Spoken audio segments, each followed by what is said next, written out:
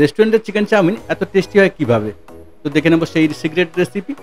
নমস্কার বন্ধুরা, মাই কিচেন ডব্লিউবিতে সবাইকে স্বাগত। চলে এলাম প্রত্যেক দিনের মতন নতুন একটা রেসিপি নিয়ে।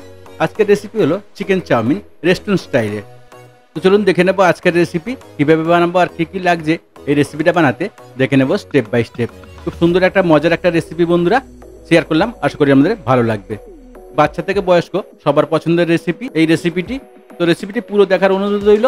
তো চলুন শুরু করা যাক আজকের রেসিপি চিকেন চাউমিন রেস্টুরেন্ট স্টাইলের। রেসিপিটা যদি আপনারা পুরো ফলো করেন তাহলে আর হোটেল রেস্টুরেন্টে গিয়ে চাউমিন খেতে হবে না, বাড়িতে বানিয়ে খেতে পারবেন। চলুন শুরু করব আজকের রেসিপি।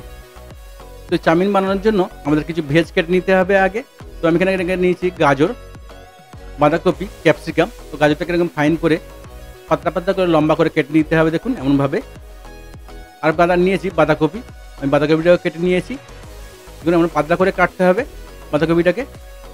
তো সবগুলো কাটিং শেষ হয়ে গেলে আমরা চাউমিনটা বয়েল করে নেব। তো চাউমিন বয়েল করার জন্য আমি জল বসিয়ে দিয়েছি, জলটা গরম হয়ে গেছে।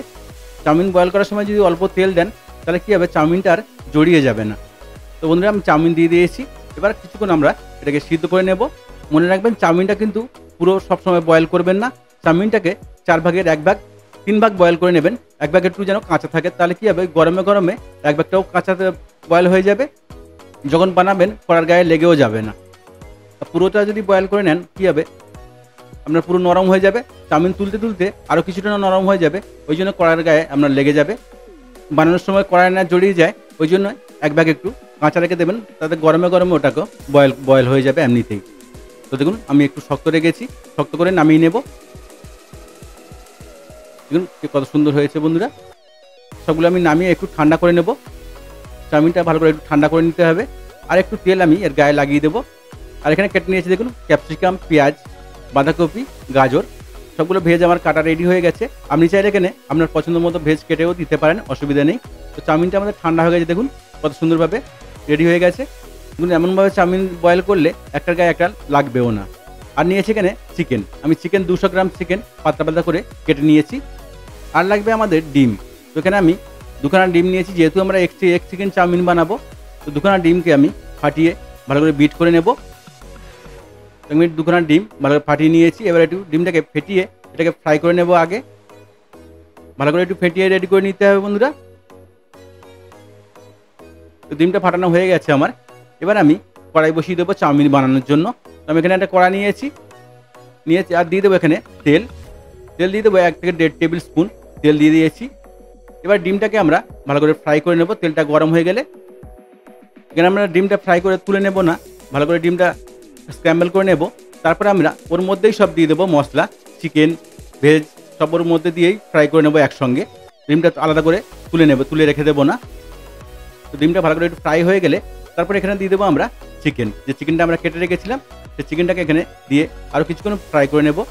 আমি কিন্তু এখানে চিকেনের মধ্যে কোনো মশলা আলাদা করে মিলাইনি, সবগুলো একসঙ্গে মিলাবো। চিকেনটাকে ডিমের সাথে ভালো করে ফ্রাই করে নেব। যেহেতু ডিম আছে চিকেনটা কড়ার গায়ে সেটাও যাবে না। চিকেনটাকে একটু ভালো করে ফ্রাই করে নিতে হবে।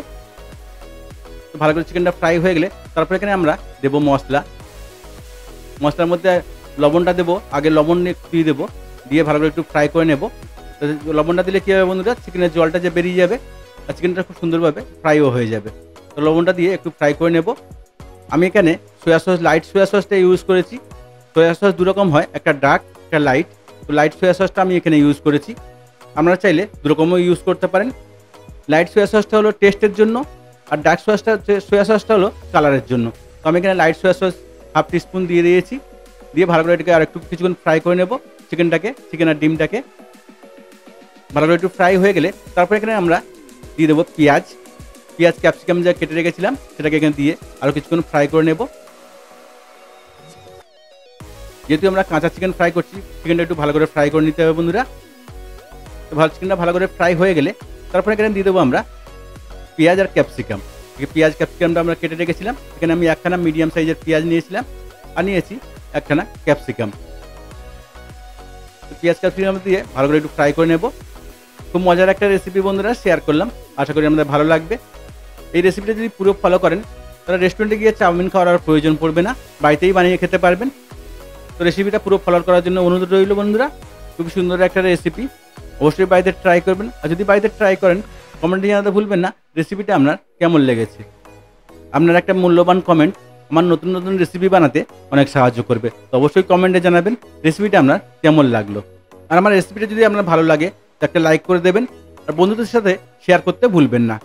তো বন্ধুরা এবার দিয়ে দেবো আমরা, আমাদের ফ্রাই হয়ে গেছে, এবার দিয়ে দেবো গাজর আর বাঁধাকপিটা যেটা কেটে রেখেছিলাম আমি পাতলা পাতলা করে, সেটাকে দিয়ে আরও কিছুক্ষণ এটাকে ফ্রাই করে নিতে হবে যতক্ষণ না বাঁধাকপি আর গাজরটা একটু নরম হচ্ছে। খুব বেশি ফ্রাই করার দরকার নেই, একটু ক্রাঞ্চি ভাব থাকবে। তো হালকা আমরা এটা ফ্রাই করে নেব। বাঁধাকপিটা চিকেন ডিমের সাথে ভালো করে একটু নেড়ে চেড়ে নিয়ে তারপর এখানে দেবো মশলা। তো মশলার মধ্যে দিয়েছি আমি সয়া সস 1 টেবিল স্পুন, লবণ দিয়েছি স্বাদ মতো, আর দিয়েছি এখানে ব্ল্যাক পেপার পাউডার 1/2 টিস্পুন, আর দিয়েছি 1 প্যাকেট ম্যাগি মশলা। যেহেতু এখানে আমরা আজিনা ব্যবহার করব না, তাই জন্য টেস্ট বাড়ানোর জন্য আমরা দিয়ে দেবো ম্যাগি মশলা। রেস্টুরেন্টে কিন্তু আজিনা ব্যবহার হয়, তো আমরা এখানে আজিনা ব্যবহার করব না। তো এবার সবগুলো মশলা দেওয়ার পরে ভালো করে এটাকে মিশিয়ে নেব। সব মশলাগুলো চিকেন বা ভেজের সঙ্গে ভালো করে মিশিয়ে নিতে হবে। ভালো করে মিশিয়ে নিয়ে তারপর এখানে দিয়ে দেবো আমরা যে চাউমিনটা বয়েল করে রেখেছিলাম সেই চাউমিনটাকে দিয়ে দেবো।